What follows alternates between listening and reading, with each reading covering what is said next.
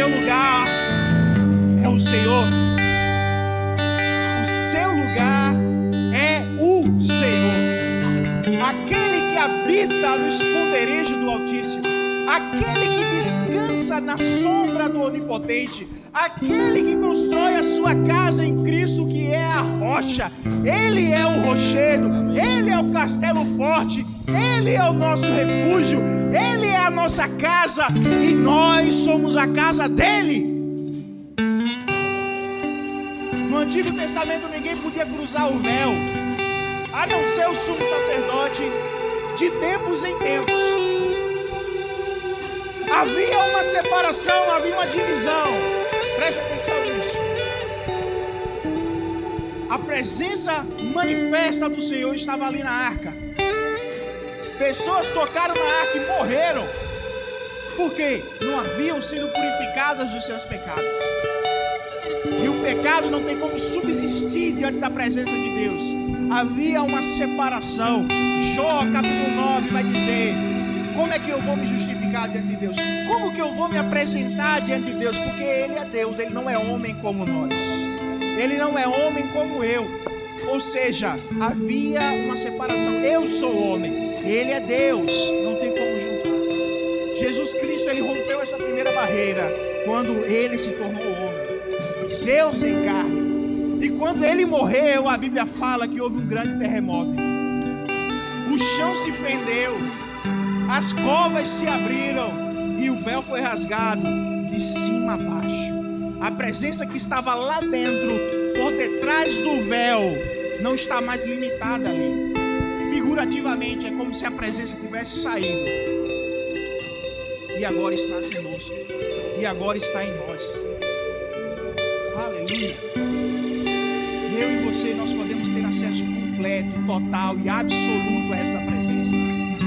Nada mais precisa ser feito, porque Cristo na cruz disse: está consumado.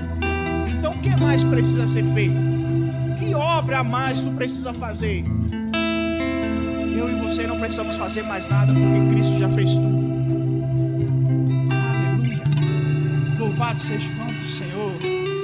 Oh, Ele é esse lugar. Você pode se sentar um pouco. Irmãos, é só o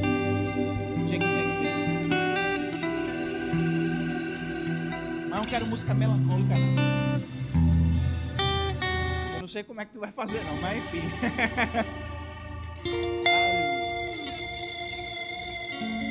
Essa aí ficou bem espiritual. Ficou aquele...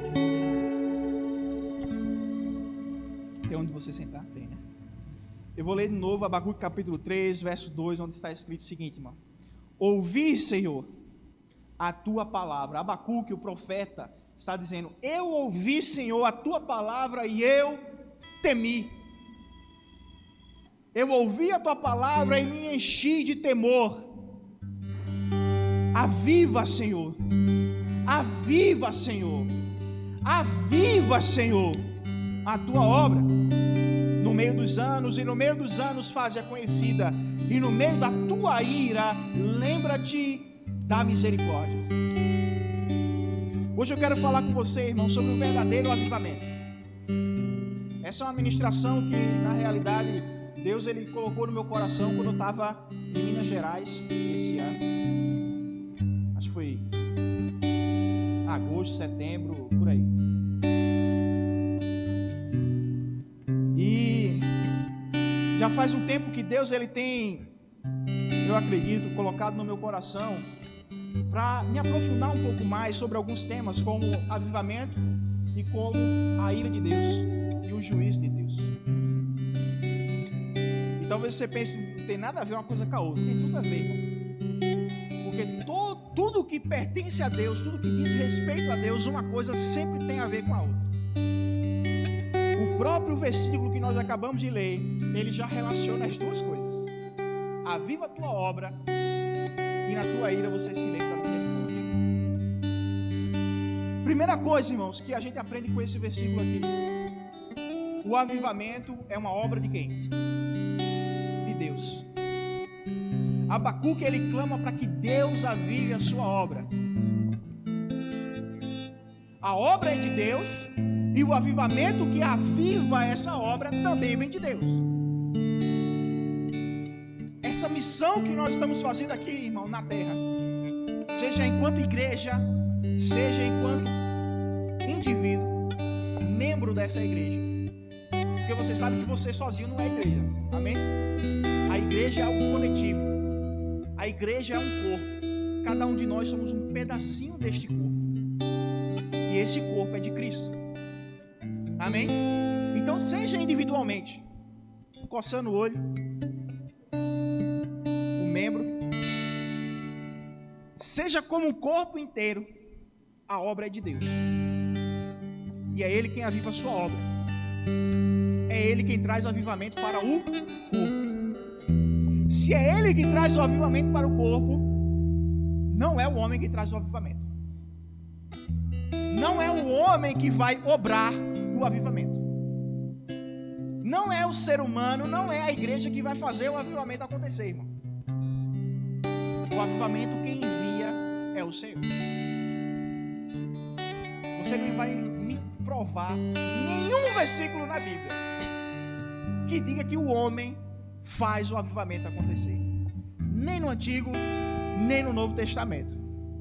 Não existe esse versículo, não existe esse ensinamento. E o que passa do ensinamento da Bíblia é o que, pastor? Que Paulo falou? A nada. Então, irmão, por mais que eu tenha respeito e admiração, eu não aceito aquilo que vai além da Bíblia. Se a Bíblia diz que é Deus que traz o avivamento, então é Ele que traz o avivamento. Não sou eu que obrigo Deus a trazer o avivamento. Mas tenha calma, porque tem a nossa parte. Mas não é a gente que faz ele acontecer, é Deus que envia o avivamento.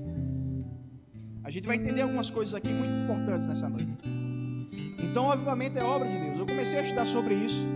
Na realidade, só André, né, que eu acho que Jardel também chegou depois que o pastor Felipe foi embora, né? Que era o pastor daqui. Vocês chegaram depois, né? Então todos os outros aqui, e acho que eles dois também, vocês só chegaram depois, já na gestão aí do pastor Valdo, né?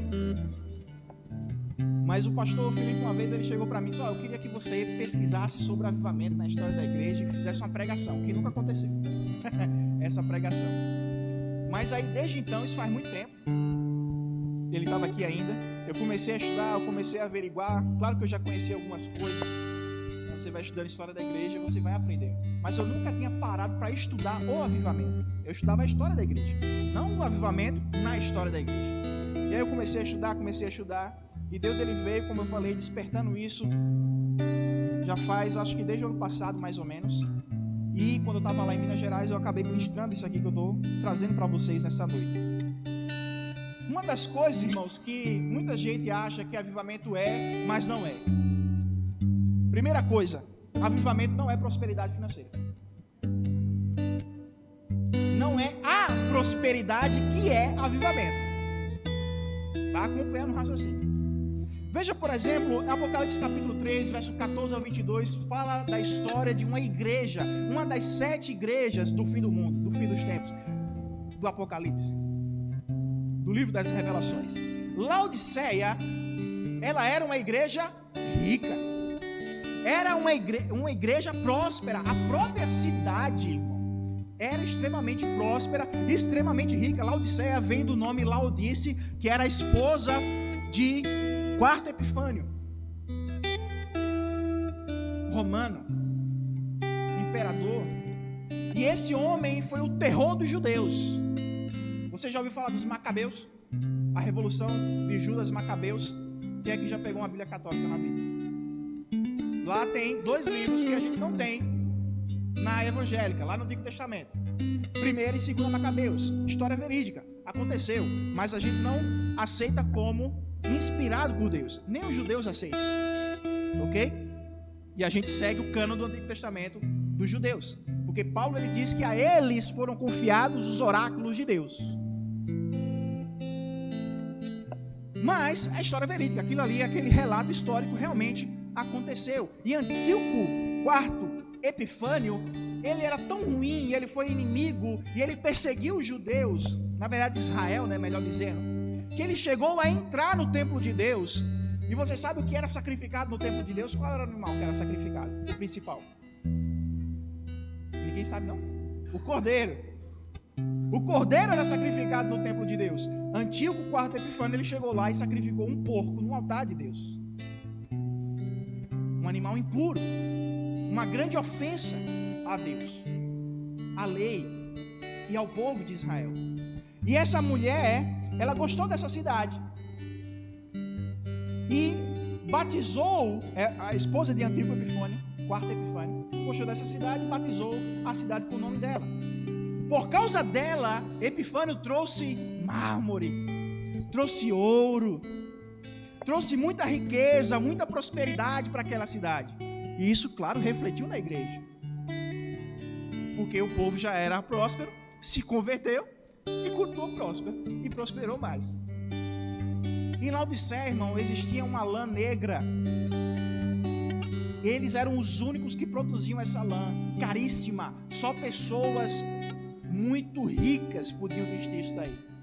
Lá existia uma escola de oftalmologia, a melhor que existia.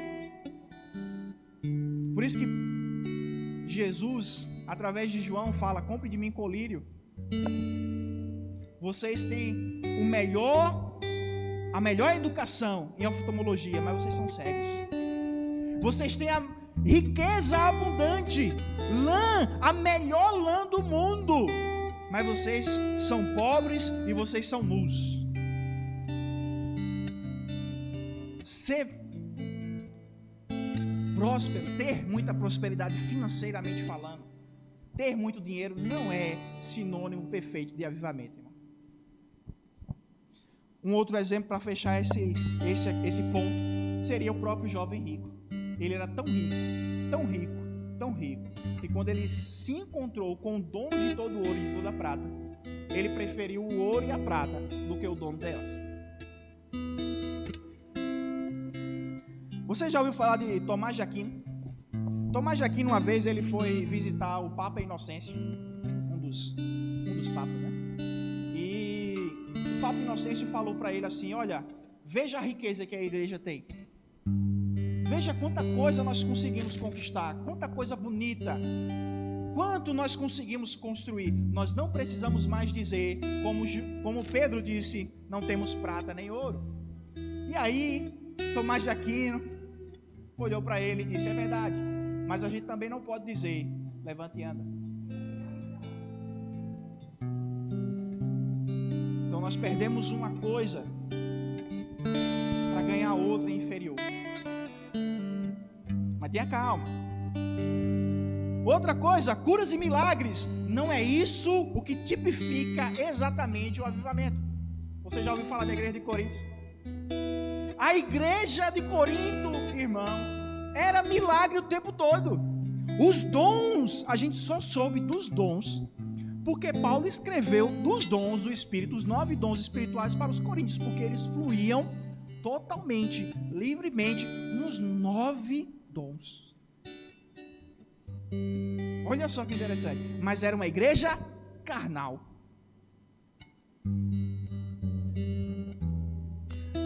Outra coisa, pessoas se convertendo também não é sinônimo perfeito de avivamento.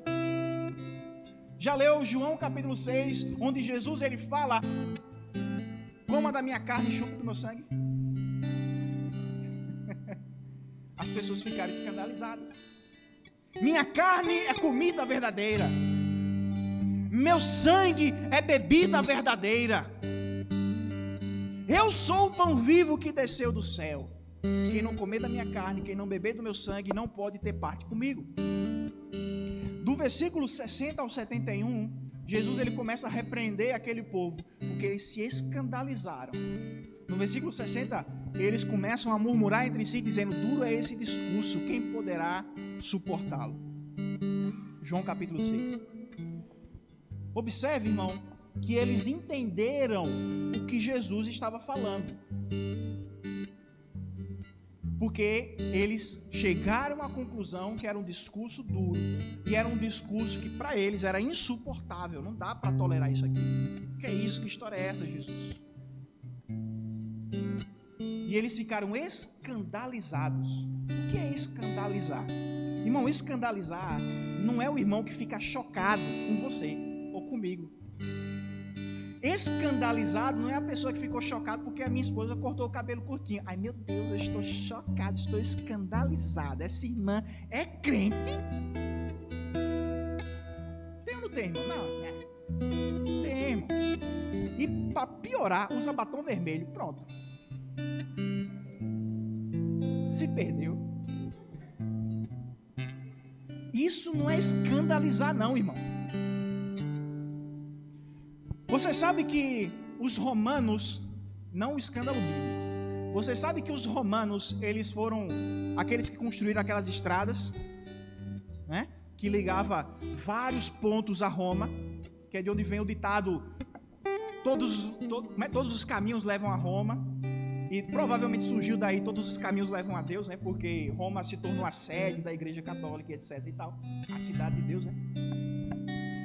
Quando, irmão, uma pedra daquela saía do lugar, se deslocava do lugar, ela precisava ser substituída. Por quê? Porque o cavalo que passasse ali podia quebrar a perna, uma pessoa poderia tropeçar e se machucar, uma carroça passava por ali, a roda quebrava, certo? Essa pedra, ela era conhecida por dois nomes: ou pedra de tropeço, porque você tropeçava, né? Como diz o pastor, né? Oi, tropeça, como é? Cai acolá. Tropeça aqui, cai acolá. Isso é uma música, né? Ou o outro nome dele, em latim, escândalo.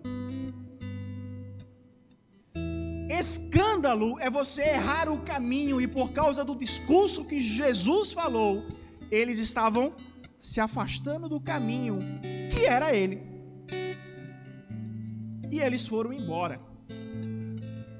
E Jesus olha para os seus discípulos, os apóstolos, e diz: e vocês não querem ir também, não?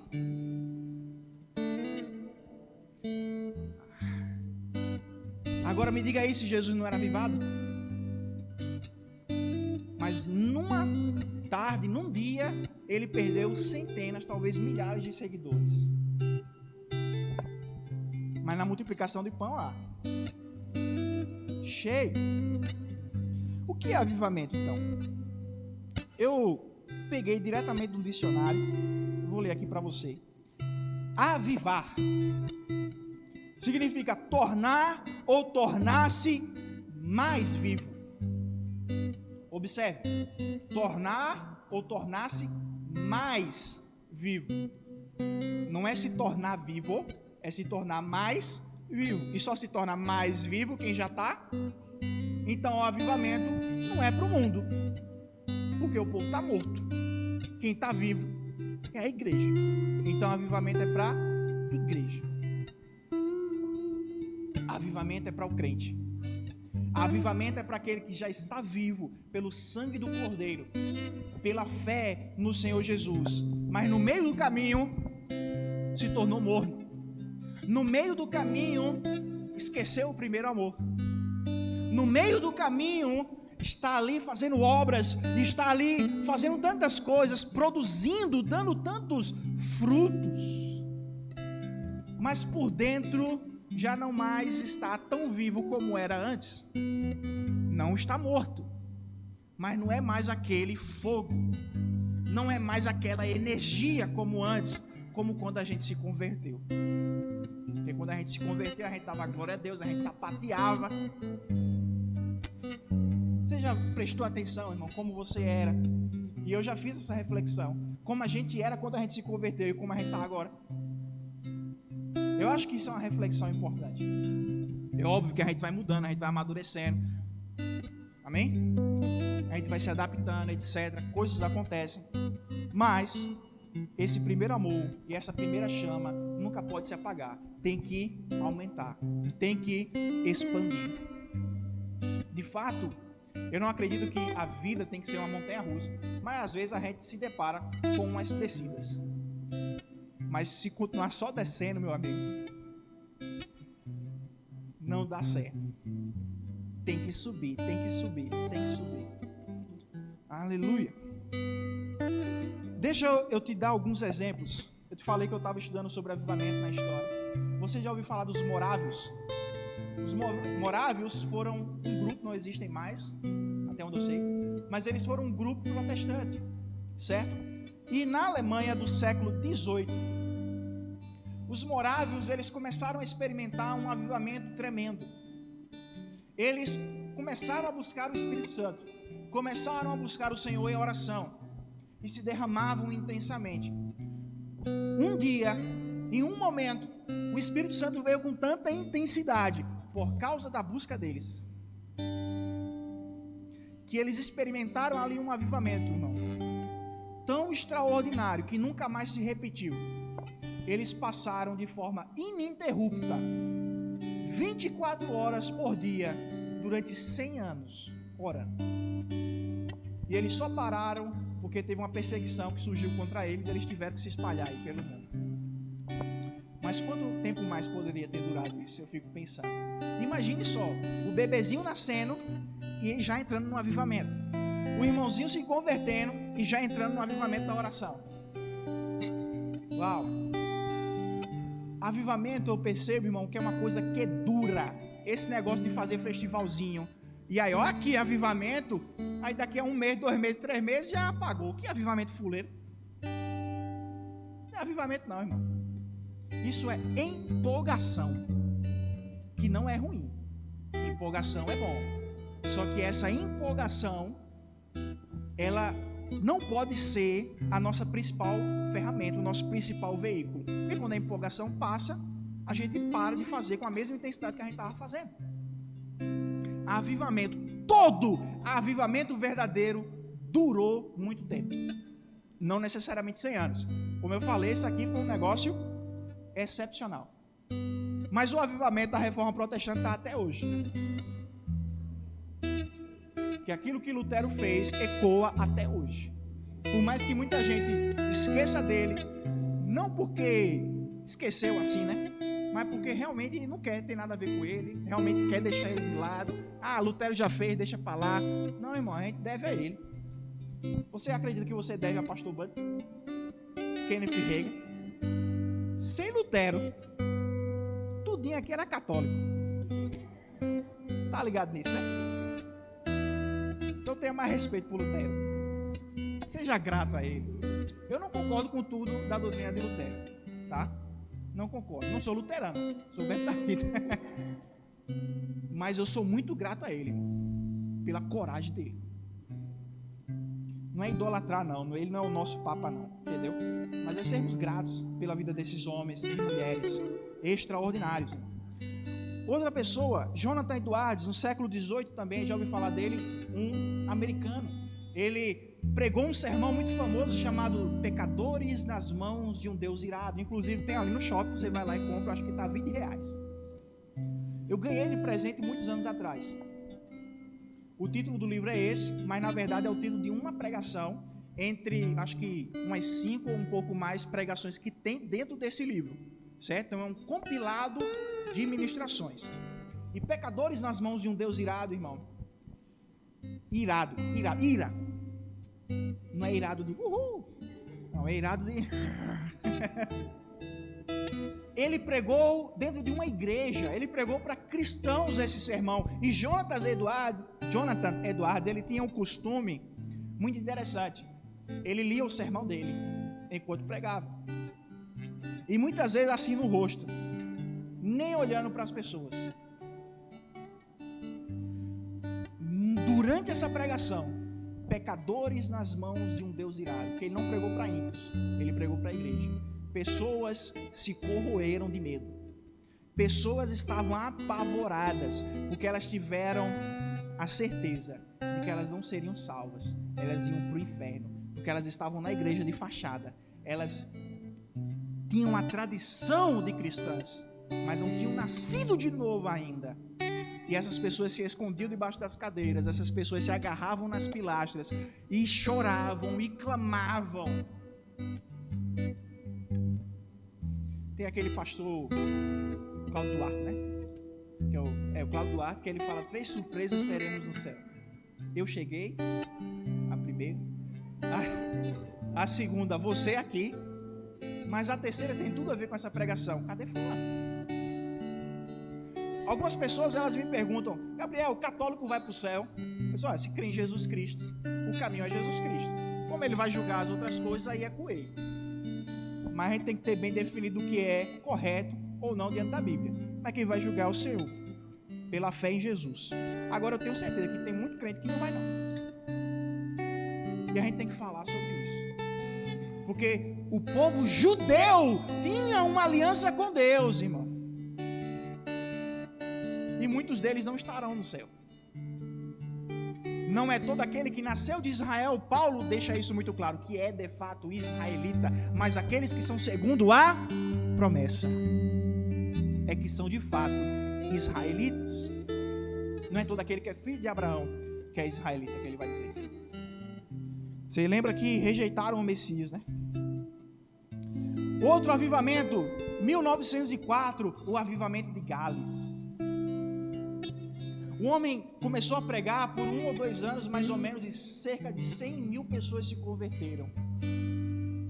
Talvez você pense, é pouco. Não, irmão, naquela época não era 8 bilhões de pessoas que existiam no mundo, não. Então 100 mil era muita gente. E esse avivamento refletiu nos Estados Unidos, porque em 1906 a gente teve o avivamento da Rua Azusa, que é outro exemplo de algo que dura até hoje. Porque as pessoas continuam sendo batizadas pelo Espírito Santo. Curas e milagres começaram a acontecer com mais evidência, com muito mais abundância. Porque cura e milagre nunca deixou de acontecer na história da igreja, mas era escasso. Mas quando veio esse avivamento da Rua Azusa, irmão, o negócio pipocou no mundo. Chegou até na Ásia, onde majoritariamente os cristãos são perseguidos, mas você tem homens e mulheres orando e pessoas sendo ressuscitadas, curadas e tudo mais. Então, irmãos, o avivamento não é nada daquilo que eu falei no começo. Não é o dinheiro, não é a cura, não é o milagre, mas o avivamento é o cristão sendo novamente avivado, novamente reavivado, ganhando mais vida, e essas coisas vão ser produzidas por causa do avivamento. Por causa do avivamento vai vir dinheiro, vai vir prosperidade, vai vir a provisão, vai vir as curas, os milagres, as conversões vão acontecer. Mas o avivamento não está limitado a essas coisas, mas elas vão, como resultado, acontecer. Outra coisa importante, irmãos, é que todo avivamento sempre abriu portas para coisas maiores. Veja, eu acabei de comentar que da Rua Azusa, qualquer lugar do mundo agora tem batismo com o Espírito Santo. De uma rua, o mundo todo agora voltou a poder experimentar isso. Lá no País de Gales, 100 mil, em cerca de 1 a 2 anos, numa pregação de Billy Graham, 100 mil, 150 mil, 200 mil. Numa pregação de Reinhard Bonk, Billy Graham, Estados Unidos. Reinhard Bonk, eu acho que ele é americano, não tenho certeza, mas ele pregava lá na África e se convertia cerca de 500 mil, 1 milhão por culto. Todo avivamento sempre vai abrir portas para coisas maiores. Mas todo avivamento também aconteceu por causa da busca das pessoas. O avivamento de Gales começou a acontecer porque alguém começou a pregar. O avivamento da Rua Azusa aconteceu porque alguém começou a buscar. O avivamento, sei lá o que mais que eu falei aqui, dos morávios começou a acontecer porque alguém começou a orar também. O arrependimento dentro da igreja só aconteceu porque Jonathan Edwards pregou. Não se prega mais sobre o juízo de Deus, mas o juízo de Deus faz parte do avivamento. Qual é o maior exemplo de avivamento da igreja que a gente tem na Bíblia? Quem sabe dizer? O livro Atos. Ali, vamos lá, Atos capítulo 1, versículo 7. Jesus respondeu: Não cabe a vocês conhecer tempos ou épocas que o Pai fixou pela sua própria autoridade. Não marque a data da volta de Jesus. Todo mundo que fez isso quebrou a cara. E muita gente que fez isso já morreu e Jesus não voltou ainda. Jesus vai voltar quando ele determinou que voltaria. Quando o Pai determinou que ele voltaria. Até lá, a gente cumpre a missão.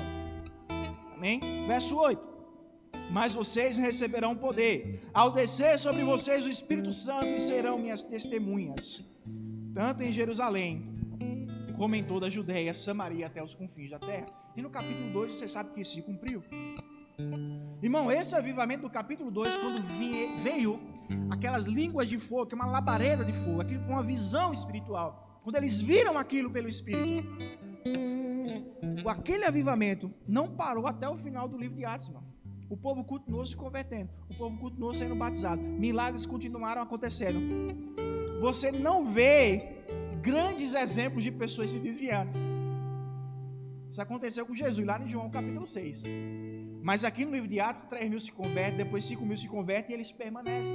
E quando Paulo, que era mais comumente chamado de Saulo ainda, começa a perseguir a igreja, eles se espalham, mas não se desviam.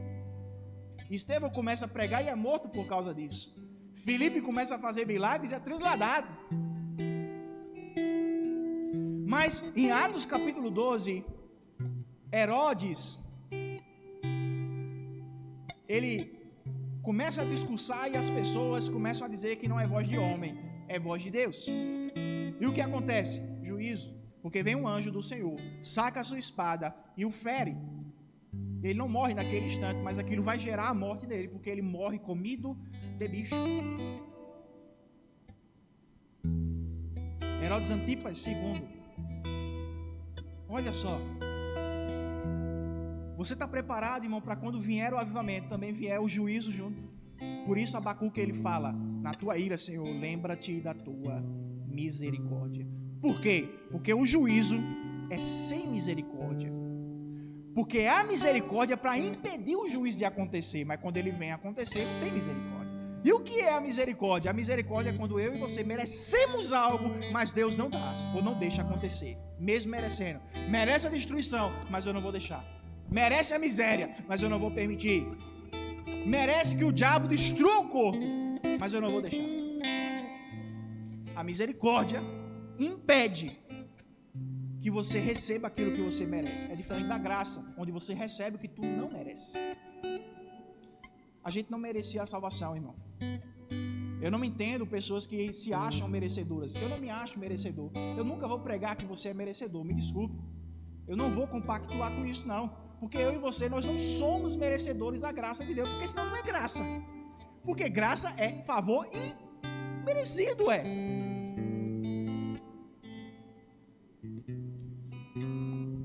Somos salvos pela graça, Efésios capítulo 2, verso 8 e 9.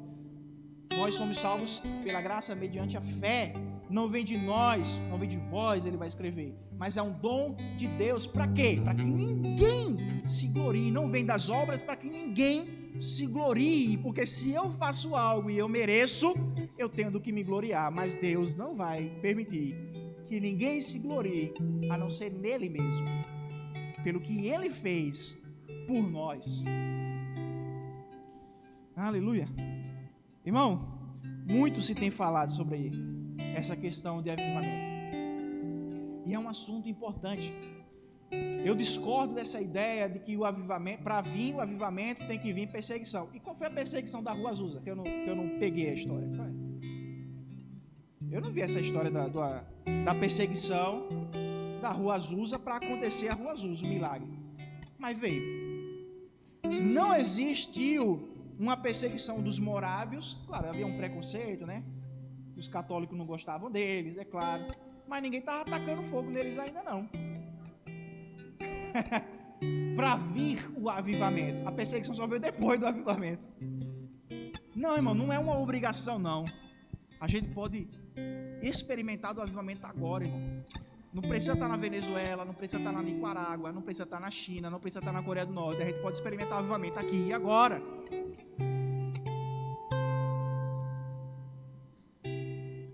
Afeganistão, no Irã.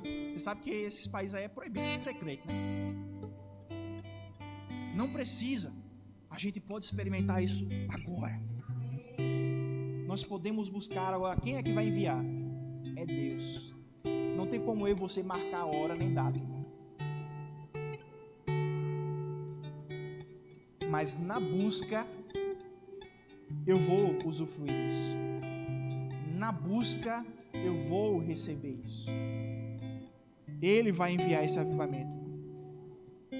Aleluia. Agora, se for avivamento de uma semana, não é avivamento. Alguém me disse, eu queria que o culto fosse assim. Aconteceu uma coisa no culto, já faz algum tempo, eu queria que fosse assim direto. Mas não é assim direto. E eu não posso ficar dependendo que no culto, todo culto, as pessoas fiquem correndo por aí. Que as pessoas fiquem dando glória por aí. Que todo culto haja cura. Que todo culto haja um milagre. Que todo culto haja uma profecia para ser avivado. Pelo amor de Deus.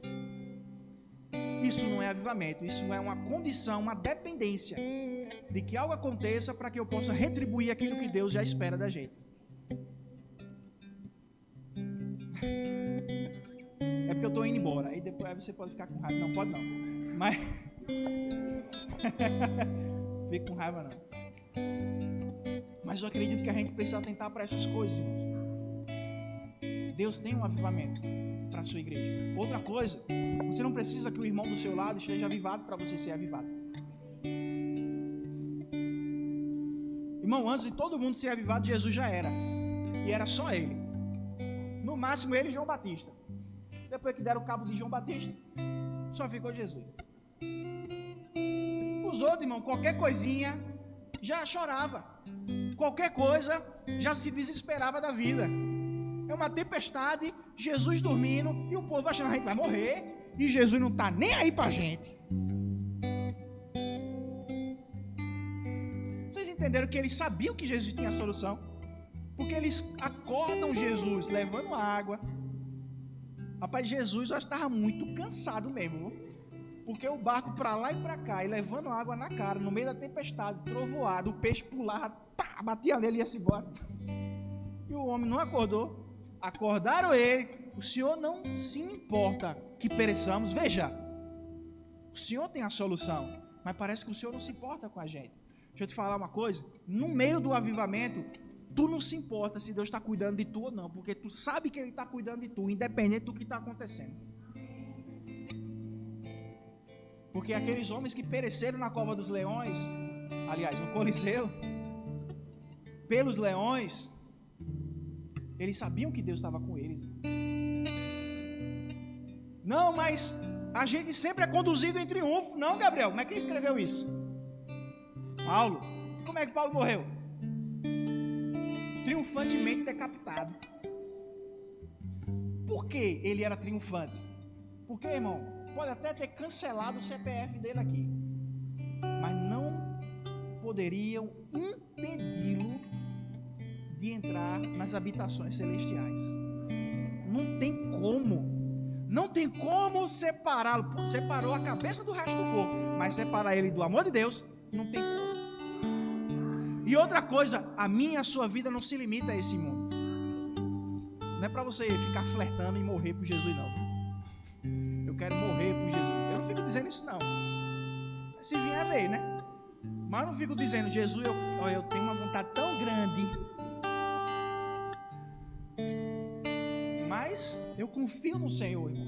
Porque Ele me prometeu que haverá uma ressurreição. E aí já era. Aí não tem mais morte. Aí não tem mais dor. Aí não tem mais pranto. Acabou.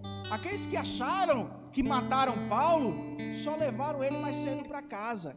E depois vão vê-lo voltando montado num cavalo no fim dos tempos, ao lado de Jesus. E eu vou estar lá também. Eu ainda vou pedir a espada de Jesus emprestada. Deixa eu levar uma também, Jesus. Deixa eu levar uma também. Aleluia. Eu queria só chamar o louvor de novo, se possível for. A gente já está encerrando aqui.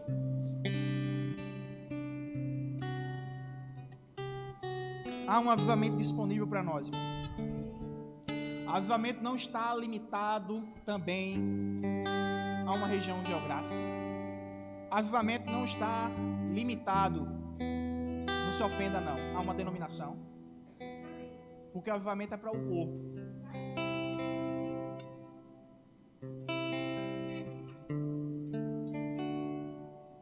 O avivamento de Deus é para o corpo dele. Aleluia. Eu não estou me importando se o avivamento vai começar na minha vida, ou na tua vida, ou na vida de outro irmão. Eu só quero que ele aconteça. Aleluia. E talvez venha do lugar que ninguém acha que vem coisa boa. Tipo Nazaré. Pode vir alguma coisa de Nazaré? Talvez venha de lá. Talvez venha daquele lugar que a gente muitas vezes pensa: ah, não é tão bom quanto a gente. Não é tão legal quanto a gente. Não é tão bonito quanto a gente. Você está vendo esse altar? Ele ficou arretado, né? Ficou bonito. Eu tenho uma percepção que daqui para frente vai vir mais gente no culto de quinta-feira. Vai começar a vir mais gente no culto de quinta-feira. Aleluia. E se vier daquele irmão que fala claro, Deus não está limitado a português. A linguística. Amém? Vamos buscar o Senhor. Vamos buscar esse avivamento. Mas vamos agir à altura desse avivamento. Aí você vai ver o que ele está acontecendo. Aleluia.